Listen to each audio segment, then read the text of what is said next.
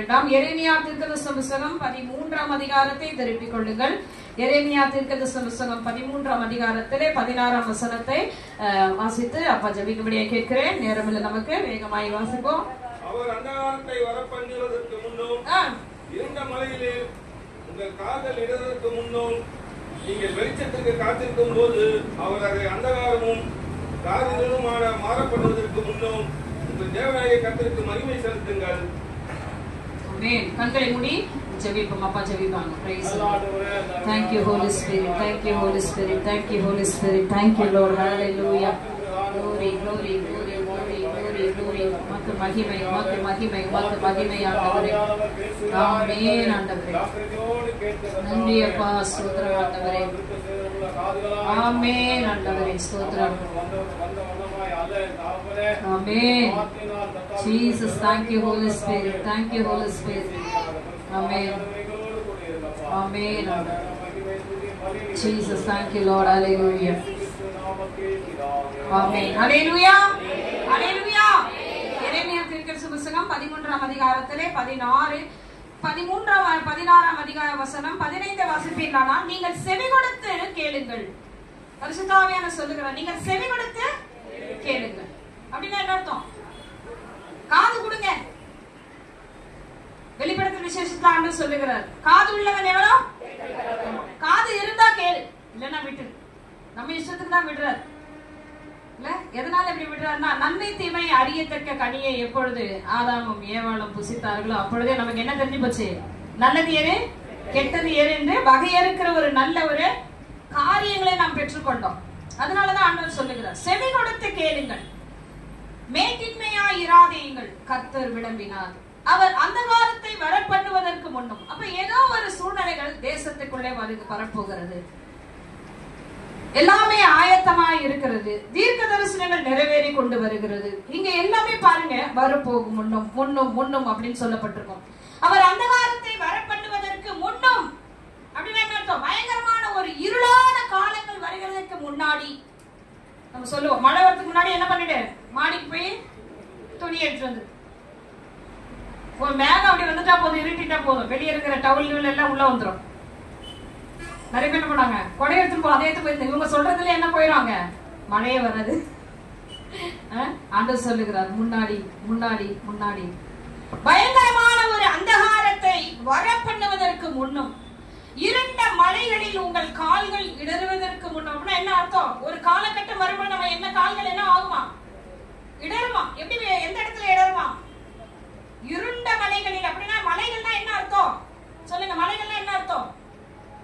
ஒரு அடைக்கலமான ஒரு இடத்தை தேடுகிறது, அப்படிதானே? நம்ம என்ன சொல்லுவோம், அப்பா எங்கேயாவது தூரத்துல கண்காணா தேசத்துக்கு போனா நல்லா இருக்கும். அந்த வீட்டுல இருக்கிறதோட எங்கேயாவது போய் மூளை முடுக்கல உட்காரலாம். அதனாலதான் என்ன பண்ணுவாங்க ஞானிகள் அந்த நாட்கள்ல, முனிவர்கள் என்ன பண்ணுவாங்க, மலைக்கு போயிடுவாங்க தனியா. ஆண்டவராகிய இயேசு கிறிஸ்து கூட அதிகாலை அதிக இருட்டோட எங்க போனாரு, மலையின் மேல் ஏறி ஜெபம் பண்ணபடிக்கு போனார். அல்லேலூயா. தனித்து இருக்கும்படி. அப்ப இங்க என்ன சொல்லப்படுகிறது என்றால், இருண்ட மலைகளில் உங்கள் கால்கள் இடறுவதற்கு முன்னும் நீங்கள் வெளிச்சத்திற்கு காத்திருக்கும் பொழுது அவர் அதை அந்தகாரமும் காரியமாய் மாறப்படுவதற்கு முன்னும் உங்கள் தேவனாகிய கர்த்தருக்கு என்ன பண்ணீங்க? அப்ப இதுவரைக்கும் நீங்க என்ன பண்ணல? செலுத்தல. சத்தமா சொல்லுங்க, மகிமை செலுத்தல. கர்த்தருக்கு மகிமையை செலுத்துங்கள், அவருக்கு மகிமையை செலுத்துங்க. எப்படி எல்லாம் அவர் மகிமைப்படுவார் சொல்லுங்க? சோத்திர பலியிடுகிறவன். சரி, 10,000 சோத்திரம் கொடுத்துட்டு போய் ரோட்ல நின்று நல்லா கேவலமா சண்டை போட்டா எப்படி இருக்கும்? அங்க மகிமை வருமா? ஆண்டவர் மகிமைப்படுவாரா? தேவனுடைய நாமம் தூஷிக்கப்படும் அளவுக்கு நம்ம நடப்போமானால் அங்கே தேவனுடைய மகிமை காணப்படுமா? அப்போ ஆண்டவர் எதிர்பார்க்கிற அந்த மகிமையை நீ இன்னும் அவருக்கு செலுத்தவில்லை என்று பரிசுத்த ஆவியானவர் இந்த காலவெளியிலே உன்னை பார்த்து சொல்லுகிறார். அல்லேலூயா, அல்லேலூயா. ஒரு பயங்கரமான ஒரு காலங்கள் வரப்போகிறது. இயேசு கிறிஸ்துவின் இரண்டாம் வருகையிலே பிதாவின் மகிமை பொருந்தினவராய் அவர் வரும் பொழுது சமாதானத்தோடு வரமாட்டாரு. பிதாவினுடைய கோபத்தோடு உக்கிரமான ஒரு முகத்தோடு ஒரு முக ரூபமே வேறு விதமாய் பிதாவின் மகிமை பொருந்தினவராய் வரும் பொழுது அங்கே இரக்கம் கிடையாது. நீடிய சாந்தம் உள்ளவர் என்று சொல்லப்படுகிறவர்கள் அங்க பார்க்க முடியாது. சமாதானத்தோடும் அவர் வரமாட்டார், பட்டயத்தோடு கூட அவர் வரப்போகிறார். அல்லேலூயா. பிரியமானவர்களே, நீ இன்னும் அவருக்கு மகிமை செலுத்தவில்லை என்று அவர் வேதனைப்படுகிறார். பாருங்க, நல்லா ஜெபம் பண்ணுவோம், நல்லா பாட்டு பாடுவோம், சோதனை பண்ணுவோம். கொஞ்சம் அந்த ரூம் விட்டு வெளியே வந்த உடனே ஒரே கத்து. எந்த வாயினாலும் தேவனை மகிமைப்படுத்தணுமோ அதே நாவினால நம்ம என்ன பண்றோம் சொல்லுங்க? தூஷிக்கிற அளவுக்கு தேவன் விரும்பத்தகாதபடிக்காக நம்ம நடக்கிறோம். அதுதான் ஆண்டவர் சொல்லுகிறாரு, நீ எனக்கு மகிமையை செலுத்து, நீ இன்னும் எனக்கு மகிமையை செலுத்தவில்லை. என்னுடைய மகிமை என்ன அப்படி என்பதை அநேகர் அறிந்து கொள்ளும்படிக்கு நீ உன்னை ஒப்பு கொடுக்கவில்லை. அல்லேலூயா, அல்லேலூயா சொல்லுங்களேன். கர்த்தருடைய நாமம் மகிமைப்படுவதாக. தேவனால் அழைக்கப்பட்டிருக்கிற நீங்க எல்லாருமே ஒரு காலத்துல மந்திரத்திலே இருந்தவர்கள், மரணத்தின் கட்டுகளில் இருந்தவர்கள். இன்னமும் அப்படிதான் ஓடிட்டு இருக்கிற ஒரு நெருக்கத்தின் பாதையில ஆண்டவர் உங்களை இப்படியே வைக்கும்படிக்கு அழைக்கவில்லை. தேவன் உங்களிலே மகிமைப்பட அவர் விரும்புகிறார். தம்முடைய மகிமையை உங்கள் மேலே பிரசாதமாக்கும்படியாக அநேகருக்கு நீங்கள் கிறிஸ்துவை வெளிப்படுத்தும்படி அவர் உங்களை முன்குறித்து இருக்கிறார். அல்லேலூயா. ஏன் உங்க அண்ணனுக்கு கிடைக்கல, உங்க தம்பிக்கு கிடைக்கல, உங்க அப்பா அம்மா கிடைக்கல? ஏன் நினைச்சு பாருங்க, ஏன் எனக்கு மட்டும் இப்படிப்பட்ட ஒரு ஸ்லாக்கியம்? இந்த உண்மையான தேவனுடைய அன்பின் ஆழ அகலம் உயரும்படியான ஒரு ஞானத்தை கொடுத்து அவர் தம்முடைய வல்லமையை வெளிப்படுத்தி கடைசி காலத்தின் சத்தியத்தை எனக்கு மட்டும் வெளிப்படுத்துகிறதுக்கான காரியம் என்னைக்காவது இதை நம்ம யோசனை பண்ணி இருக்கிறோமா? வேத வசனத்துல எரேமியா தீர்க்கதரிசியை கொண்டு தேவன் ஜனங்களுக்கு வெளிப்படுத்துகிறார், மேட்டிமையாயிராதேயுங்கள், ஜாக்கிரதையுள்ளவர்களாயிருங்கள். எத்தனை பேர் உள்ள இருக்கிறீங்க? ஒரு அல்லேலூயா சொல்லுங்க. அல்லேலூயா, அல்லேலூயா. அவர் அந்தகாரத்தை வர பண்ணுவதற்கு முன்பதாக பயங்கரமான ஒரு அழிவு தேசத்துக்குள்ளே வரப்போகிறது. அதற்குள்ளதாக நீ தேவனை மகிமைப்படுத்து. இருண்ட மலைகளில் உங்கள் கால்கள் இடறுவதற்கு முன்னும் நீங்கள் வெளிச்சத்திற்கு காத்திருக்க பொழுது அவர் அதை அந்தகாரமும் காரிலும் மாறப்படுவதற்கு முன்னும் உங்கள் தேவனாய் கர்த்தருக்கு என்ன பண்ணுங்க? மகிமை செலுத்துங்கள் என்று சொல்லப்பட்டிருக்கிறது. ஏனென்றால் ஆண்டவர் சொல்லுகிறார், இந்நாட்களில் இவர்கள் செய்கிற ஜெபங்களும் தேவ தூபங்களும் சோத்திர பலிகளும் வீணாயிருக்கிறது, அது எனக்கு மகிமையா இருக்கவில்லை என்று சொல்லி பரிசுத்தாவினர் விசனப்படுகிறாரு. வெளிப்படுத்தலின் விசேஷம் 6ஆம் அதிகாரத்துல 12ஆம் வசனத்தை பார்க்கும் பொழுது அவர் அங்கே 6ஆம் முத்திரை உடைக்கப்படும் பொழுது குமாரனாகிய கிறிஸ்து ஆட்டுக்குட்டியானவர் அங்கே 6ஆம் முத்திரை உடைக்கப்படும் பொழுது அங்கே பூமி மிகவும் அதிர்ந்தது, சூரியன் கருப்பு கம்பளியை போல கருத்தது, சந்திரன் ரத்தத்தை போல மாறிற்றும். பாருங்க, இன்னைக்கு நம்ம காண்கிற இந்த சூரியனுடைய வெளிச்சம் அந்நாட்கள் எப்படி மாறிடுச்சு சொல்லுங்க? எப்படி இருக்கு? கருப்புனா அங்க என்ன நடக்கும்? இப்ப அங்க என்ன இருக்கும்? அப்படி சூரியன் மறைஞ்சு இருளா மாறிடுச்சுன்னா அந்த இடத்துல எப்படி இருக்கும்? அந்தகாரம், இருள். தேடணும் எல்லாத்தையும். சூரியனே அங்க ஆஃப் ஆயிடுமோ, அங்க கரண்ட்ல இருக்குமா? எல்லாமே போயிடும். என்ன நடக்குது பாருங்க. 6ஆம் முத்திரையை உடைக்கப்படும் பொழுது அங்கே பயங்கரமான ஒரு சூழ்நிலைகள் நிலவுகிறது. சூரியன் கருப்பு கம்பளியை போல கருத்தது, சந்திரன் ரத்தம் போல மாறிற்று. சரி, ஏன் உடனே நல்லா கேளுங்க, எல்லா லைட் ஆஃப் பண்ணிடுவோம், ஒரு சின்ன பல்பு போட்டுவோம் நைட்ல. இல்ல நைட்ல என்ன பண்ணுவோம்? இப்ப சூரியன் இப்ப ஃபுல்லா கருத்துச்சு, அதுக்கப்புறம் வானத்துல என்ன இருக்கு? எத்தனை பேர் சொல்றீங்க நிலா நைட்டுக்கு தான் வரும்னு சொல்லி? அங்கேதான் இருக்கா? டீச்சருக்குலாம் சொல்லக்கூடாது, மத்தவங்க சொல்லணும். டீச்சருக்கு எல்லாருமே தெரியும், சொல்லக்கூடாது. ஸ்டூடெண்ட்ஸும் சொல்லக்கூடாது, மத்தவங்க மட்டும் சொல்லுங்க. சூரியன் மறைந்த பிறகு அங்கே ஜனங்கள் என்ன பண்றாங்களா, சரி நிலா இருக்கிறது, அந்த வெளிச்சத்தை நாம் காண்போம் என்று அவர்கள் அதை தேடுகிறார்கள். அப்ப அங்க என்ன நடக்குது? அங்கே அது சூரியன் கருப்பு கம்பளியை போல் மாறின பிறகு சந்திரனும் என்ன ஆயிடுது பாருங்க, பயங்கரமான ஒரு காரியம், ரத்தம் போல மாறுகிறது. ரெட் லைட் எப்படி இருக்கும்? ரெட் கலர் பல்பு போட்டா எப்படி இருக்கும்? நமக்கு மந்த ஆவி பிடிச்ச மாதிரி இருக்கும். சில வீட்டுல லைட்டே வாங்கி போட மாட்டாங்க, எப்படி இருப்பாங்க? கரண்ட் பில் அதிகமாயிடும்னு மந்த பிடிச்ச லைட்டை போட்டு வைப்பான். சிலர்லாம் லைட்டை ஆஃப் பண்ணி போடு, காலையில இருந்து நீ வெளிச்சமா தான் இருக்க. சில வீடுகளுக்கு எல்லாம் போகும்போது நான் சொல்லுவேன், லைட்டை போடுங்க, பிசாசு ஒலாவறதுக்கு இடம் கொடுக்காது. அதுல ஒன்னும் ஒரு யூனிட் உனக்கு போயிடாது. நீங்க எல்லாருக்கும் அதுதான். நான் யூஸ் பண்ற ஒரு லைட் போதும். நல்லா கவனி, அந்த காலத்தை விரும்புகிற சத்துருவுக்கு நீ உன் ஸ்தலத்துல இடம் கொடுக்காதே. இங்கே சந்திரன் ரத்தமாய் மாறும் பொழுது அங்கே ஜனங்கள் என்ன பண்ண முடியல? கண்ணை திறந்து பார்க்க முடியல. ஒரு மாதிரி மந்தாரமான நீ கண்ணேந்திர இப்படிப்பட்ட காரியங்களை செய்துட்டு இருக்கிறான். கரண்ட் பில் விற்கிற வழியில் அதா பண்ணி இதா பண்ணு. 6 மணி ஆனா எல்லா லைட்டும் எரியணும், கண்டிப்பா எரியணும். நான் படுக்கும்போது அவைகள் என்ன ஆகட்டும். எத்தனை பேர் காதுல விழுது? எத்தனை பேர் காதுல விழுது? சிலர் வீட்லயே ஒரு ரூம் அடைச்சே வச்சிருப்பாங்க, அந்த ரூமை யூஸ் பண்ணவே மாட்டாங்க. சத்துருவுக்கு நல்ல வீட்டுக்கு உட்கார்றதுக்கு இடம் கொடுத்து வச்சிருக்க. ஆண்டவர் அது நிமித்தமாக சாவங்களை கடத்தல, காரிருள கடத்தல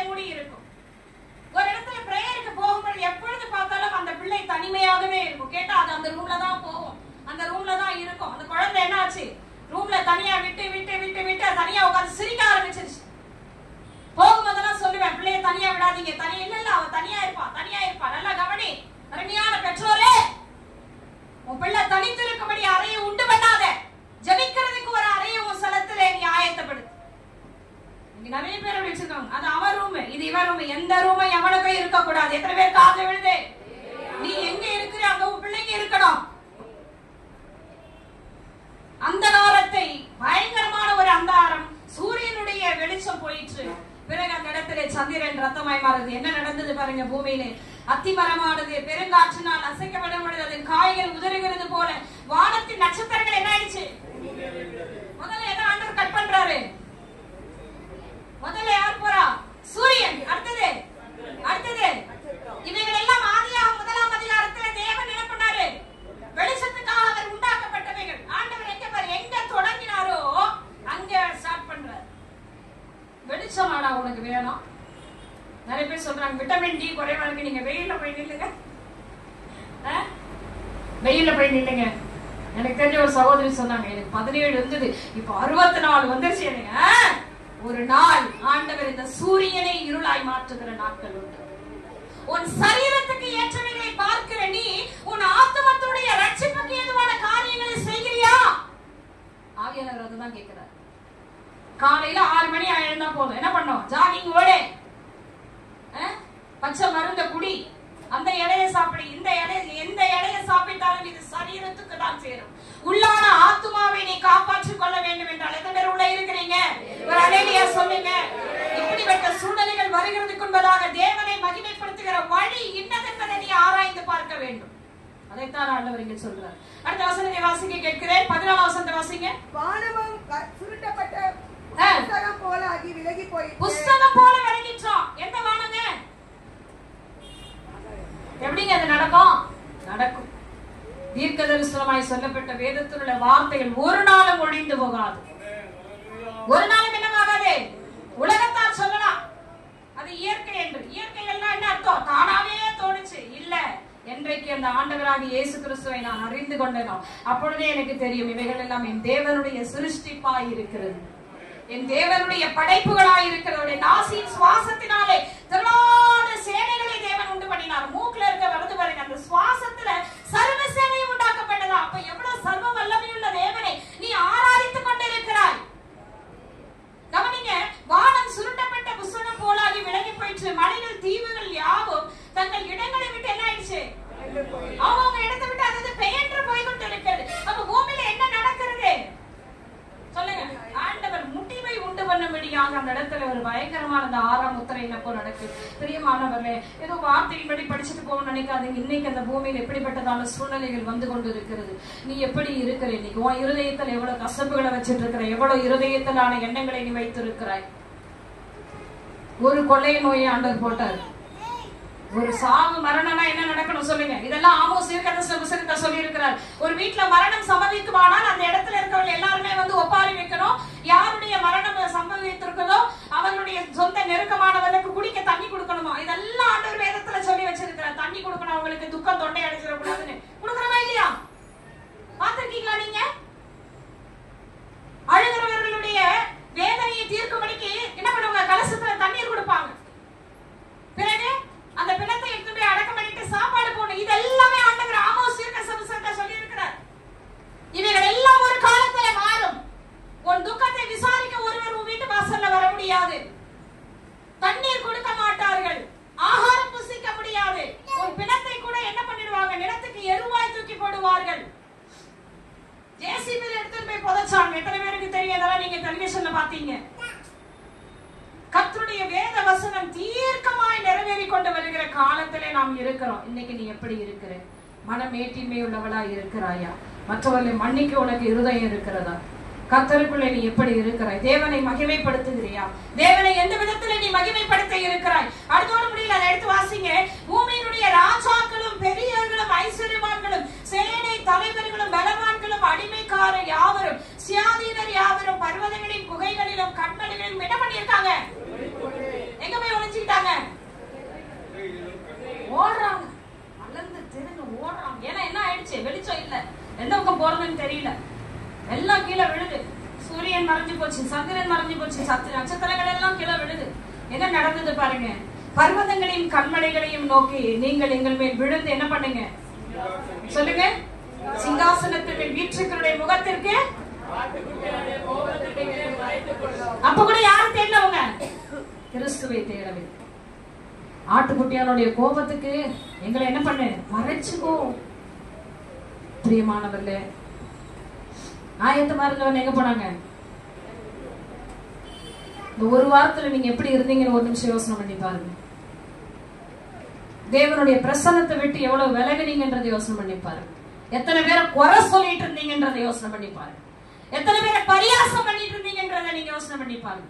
எத்தனை பேருடைய இருதயத்தை நீங்க உடைச்சிருக்கிறீங்கன்றதை யோசனை பண்ணி பாருங்க. இந்த 7 நாளளவு, இந்த 7ஆம் நாளில வந்திருக்கிற அருமையான தேவனுடைய ஆத்துமாவே, 6 நாளளவு நீ எப்படி நடந்திருக்கிற? உன் கிரியைகளுக்கேற்ற பலனை கொடுக்காதபடி இன்னமும் உன் மேல் இரக்கம் பாராட்டி தேவனுடைய ஆலயத்துல கொண்டு வந்து இப்பவாவது நீ என்ன பண்ணிடு சொல்லுங்க. இப்பவாவது மனம் திரும்பு. இப்பயாவது நீ என்ன பண்ணிடு சொல்லுங்க. தேவனுக்கு மகிமையை செலுத்துகிறவளாய் நீ மனம் திரும்பிடு. உன் வழிகளை நீ சீர்தூக்கி பார். அதுதான் ஆண்டவர் இங்க சொல்லுகிறார். ரோமர்கள் நிருபம் 1ஆம் அதிகாரத்துல 21ஆம் வசனத்துல அவர்கள் மகிமைப்படுத்தாத காரியங்களை குறித்து இங்க சொல்லப்பட்டிருந்த வசனத்தை வாசிக்க நான் முடிக்கிறேன். ரோமர்கள் நிருபம் 1ஆம் அதிகாரம் 21ஆம் வசனத்தை சீக்கிரமாய் வாசிங்க. அவர்கள் தேவனை அறிந்தோம் அவரை தேவன் என்று மகிமைப்படுத்தாமல் அவர் யார் என்று மகிமைப்படுத்துறார்? அதனாலதான் தாவீது எப்பவுமே ஆண்டவரை பார்த்து சொல்றார், நீரே என் தேவன், நீரே என் தேவன், அதிகாலம் உம்மை தேடுகிறேன். எங்க போய் சொல்றாரு அதிகாலமே தேடுகிறேன்ட்டு? வனாந்தரத்துல போய் சொல்றாரு. 63ஆம் சங்கீதத்துல வனாந்தரத்துல போய் சொல்றாரு, நீங்க தான் என் தெய்வம், இப்பதான் நீங்க என் தெய்வம்ன்றார். நம்மளால என்ன பண்ணுவோம்? ஆலயத்துக்கு போக மாட்டேன், எங்கேயும் போக மாட்டேன், என்னை இந்த சூழ்நிலை கொண்டு வந்த நீர் எனக்கு தேவையில்லை. அப்பா சொல்லும் போது மனசு வேதனையா இருக்கு. விடுதலைக்காக என் மனைவி எங்கேயும் அங்கேயும் ஓடுறாங்கன்ட்டு. இன்னைக்கு அப்படிதான் பண்ணுவாங்க நம்ம ஆளுங்கெல்லாம். எடுத்துட்டு போவாங்க, காசு எடுத்துட்டு எங்க போவாங்க? 4 மாவடிக்கு போறேன், அங்க போட்டாதான் என் காணிக்க உள்ள பெட்டிக்குள்ள போவோம். எத்தனை பேர் இருக்கிறீங்க? பரிசுத்த ஆவியானவர் சொல்லுகிறார், உன்னை தேடி பட்சமாய் நான் வருகிறேன். ஆனா நீ எங்க தேடிட்டு போற தெரியுமா? என் வசனத்தை உனக்கு அனுப்பி உன்னை குணமாக்கும்படிக்கு, நான் உன்னை குணமாக்கும்படி, உன் ஆத்துமாவை விடுதலையாக்கும்படிக்கு உன்னை நான் அழைத்து உன்னை தேடி வந்திருக்கிறேன். அதனாலதான் அவன் சொல்றான், என் நேசர் என்ன பண்ணாரு? வீட்டு வாசற்படியில் என்ன மழை தூரல்ல நிற்கிற என் மனவாளியை, என் சகோதரியை கதவை தரேன்னு சொல்லும்போது அவன் என்ன பண்ணல? கதவை திறக்கல. இப்பதான்ப்பா படுக்கையில ஏறி படுத்தேன் அப்படின்னு சொல்றான். அப்பவும் அவர் நின்றார். மழை தூரல்ல நிக்கிறேன், கதவை தர. அப்ப அவருடைய விரலை என்ன பண்றாரு ஆண்டவர் சொல்லுங்க. கதவின் துவாரத்தின் வழியா அந்த விரலை பார்த்துட்டு அவன் எழுந்து ஓடி வரா. ஆனால் அங்கே நேசரை காணவில்லை. இதுதான் ஆண்டவர் விசனப்படுகிறார். அநேகர் அப்படிதான் செய்வாங்க. போகிற ஆலயத்துக்கு வரமாட்டாங்க. கர்த்தர் உங்களுக்கு வெளிப்படுத்துறதுக்கு நான் போறேன், ஜீசஸ் கால்ஸ் போறேன், ஜீசஸ் கால்ஸ் போறேன், நான் அங்க போய் காணிக்க போடுறேன், இந்த ஊழியக்காரருக்கு காணிக்க போடுறேன், அங்க காணிக்க போடுறேன், இங்க காணிக்க போடுறேன். கவனிங்க நல்லா, தேவன் உனக்கென்று ஒரு விடுவிக்கிற ஒரு ஸ்தலத்தை உருவாக்குவாரானால் கர்த்தருடைய பட்சத்திலே அல்லேலூயா சொல்லுங்க. ஏன் மத்தவங்களுக்கு கிடைக்காது உங்களுக்கு கிடைச்சிருக்கு? ஏன் மற்றவர்களுக்கு இந்த ஸ்லாக்கில உனக்கு கிடைத்திருக்கு? உன் ஆத்துமாவை தேவன் நேசிக்கிறார். உன்னை குணமாக்கி பரலோக ராஜ்யத்துக்குள்ளே நீ சேர்க்க அவர் விருப்பமாய் இருக்கிறார். உன் நெருக்கங்களில இன்றைக்கும் நீ இன்னொரு யோசனை பண்ணி பாருங்க, எதுக்காக நான் இவ்வளவு நெருக்கத்துல இந்த ஆலயத்துக்கு ஓடி வரேன்? அவர் என்னை குறித்து வைத்தபடினாலே, அவர் என்னை முன்குறித்து வைத்தபடினாலே.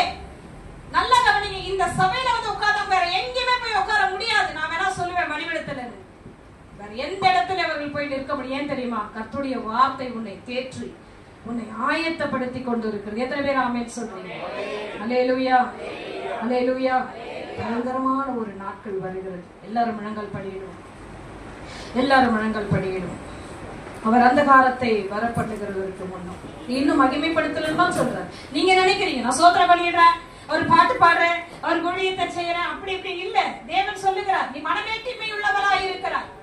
உன் இருதயம் இன்னும் மாறல, நான் விரும்புகிற நிலைமைக்கு நீ வரல. நீ மனமேட்டிமையா இருக்கிறபடி நான் உன் ஜெபம் என்கிட்ட வரல, உன் ஜெபம் என்கிட்ட வரல. நீ செவி கொடு, செவி கொடுத்து கேளு, மேட்டிமையா இராதே. அந்த காலம் வரும் முன், இருண்ட மலைகளில் உங்கள் கால்கள் இடறுவதற்கு முன்னும் நீங்கள் வெளிச்சத்திற்கு காத்திருக்க உள்ளவர் அதை அந்த காலம் காலிலுமாய் மாறப்படுவதற்கு உங்கள் தேவநாயகத்திற்கு மகிமையை செலுத்துங்கம்மா. நீங்கள் இதை கேளாமல் போனீர்களானால் என் ஆத்துமா மறைவிடில் உங்கள் பெருமை நிமித்தம் துக்கித்தோம் சொல்றாரு. மறைவிடத்துல நான் துக்கப்பட்டு கொண்டு இருக்கிறேன். என் மகளே, மகனே, எல்லாரும் வாய்களை திறந்து ஆண்டவருடைய சமூகத்துல சொல்லுவோம். வருகை மிக சமீபமாயிருக்கு ஐயா. பரிசுத்த ஆவியானவர் எங்களை நடத்துங்க. உங்க சித்தத்தின்படி எங்களை நடத்துங்க. எங்களை உடைத்து உருவாக்கும் ஆண்டவரே. உங்க சத்தத்தை கேட்கிறவளா மாற்றுங்க ஆண்டவரே. பூமியினுடைய எல்லா ஆண்டவரே பிசாசுடைய கிரியைகளை இடத்துல காணப்படக்கூடாது. கசப்பு, வைராக்கியங்கள், ஆண்டவரே பொறாமையின் கிரியைகள் எதுவுமே இருக்கக்கூடாது ராஜா. உமை போல எங்களை மாற்றுங்க. சொல்லுங்க எல்லாரும். என் சத்துருக்களை மனதார நாங்கள் மன்னிக்கிறோம் ஆண்டவரே. எனக்கு விரோதமாய் இருக்கிறவர்களை நான் மன்னிக்கிறேன் ஆண்டவரே. எனக்கு அழிவில்லாத ஒரு வீட்டை நீங்க ஆயத்தப்படுத்தி வச்சிருக்கிறீங்க. பூமியில எனக்கு ஆண்டவரே கூடாரம் இல்லை என்றாலும் எனக்கு இன்னொரு இடத்தை தேவன் ஆயத்தப்படுத்தி வைத்திருக்கிறீங்க. இங்கே நான் நெருக்கத்துல இருக்கிறேன், ஆனால் அங்கே விசாலத்துக்குள்ளே கொண்டு வருவீங்க ஆண்டவரே. என் நாமத்தை நீங்க ஜீவ புத்தகத்துல எழுதி வைத்திருக்கிறீங்க ஆண்டவரே. ஓ, எனக்கு நீ கொடுத்த சாட்சியத்திற்காக நன்றி ஆண்டவரே.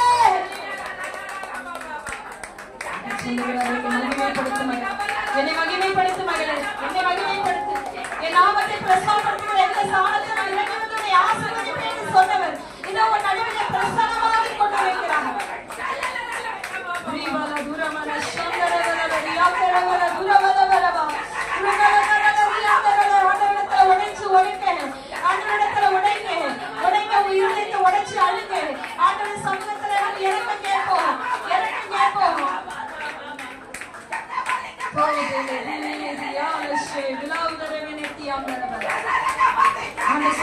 சரியா இருக்கிறீங்களா?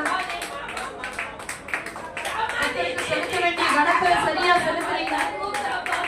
எந்த இடத்துல ஆண்டவர் விட்டு கொடுத்து நிற்கிறீங்க?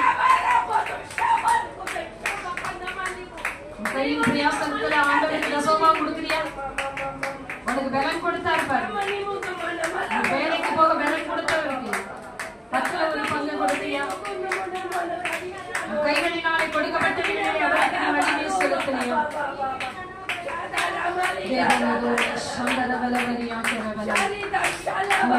ஆராய்ந்து பார்ப்போம். சர்வலோக நியாயாதிபதியே, சேனைகளின் தேவனாகிய கர்த்தாவே, உங்கள் அதிசயமானவரே, அற்புதமானவரே. ஒரு நாள் இந்த 12 ஆண்டு காலமாக ஆண்டவர் ஆசுரத்துக்குரிய வழிவாசலை நீ எங்களுக்கு காண்பிக்கலையா? பரலோகத்துக்குரிய வழிவாசலை காண்பித்துக் கொண்டிருக்கிறீங்க ஆண்டவரே. இதுதான் வழி, இதிலே நடவுகள் என்று சொல்லி அந்த நெருக்கத்தின் பாதைகளை நடத்தி கொண்டு வரீங்க ஆண்டவர். ஒருவனை பின்பற்ற விரும்பினால் தன்னைத்தானே வெறுத்து நான் சிலுவையை எடுத்துக்கொண்டு என்னை பின்பற்ற கடவர் என்று சொன்னீங்க ஆண்டவர். உலகத்தை வெறுக்கிற வெறுப்பை எங்களுக்கு கொடுத்தீங்க ஆண்டவர். வழியிலைகளை நடத்தினீங்கப்பா. போகமெல்லாம் எங்களுக்கு கேலியும் கிண்டலும் தான், ஆனாலும் சகித்துக் கொள்ள பலன் கொடுத்தீங்க ஆண்டவரே. இப்பட்டும் எங்களை நடத்தினதற்கு நாங்கள் எம்மாத்திரம் ஆண்டவரே. சமூகத்தை விட்டு தள்ளாதபடி எங்களை நடத்தி கொண்டு வருகிறது. தொடர்ந்து சத்தியத்தை அறிந்தவர்களாய் சத்தியத்தின்படி வழி நடக்கிறவராய் எங்களை வழி நடத்தின ஆண்டவர். மணவாட்டி திருச்சபையில வந்த ஒவ்வொரு பிள்ளைகளை கர்த்தர் ஆசீர்வதிங்கய்யா. தேவனை கலந்த பிள்ளைகளோடு இருக்கட்டும். உடைய கண்கள் பார்த்து கொண்டிருக்கிறது என்ற பயம் இருக்கட்டும் ஆண்டவரே. வாயின் வார்த்தைகளினாலும் செய்திகளினாலும் உம்மை மகிமைப்படுத்துகிற பிள்ளைகளாய் கர்த்தர் வழி நடத்துவீராக ஆண்டவர். வந்திருக்க ஒவ்வொருவரையும் ஆசீர்வதியும் ஐயா. தேவன் நம்மோடு இடைப்பட்டபடினால் கரங்களை தட்டி கர்த்தரை ஸ்தோத்திரம் பண்ணுவோம். உற்சாகமாய் கரங்களை தட்டி ஹல்லேலூயா நன்றி ஆண்டவரே.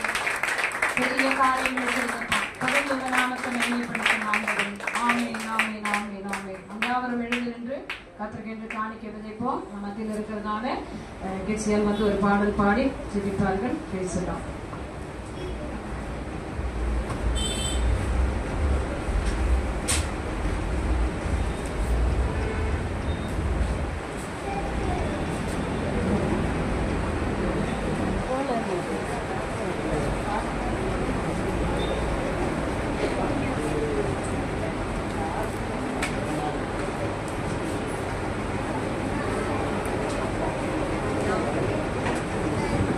யாவரும் எழுந்து நிற்போம்.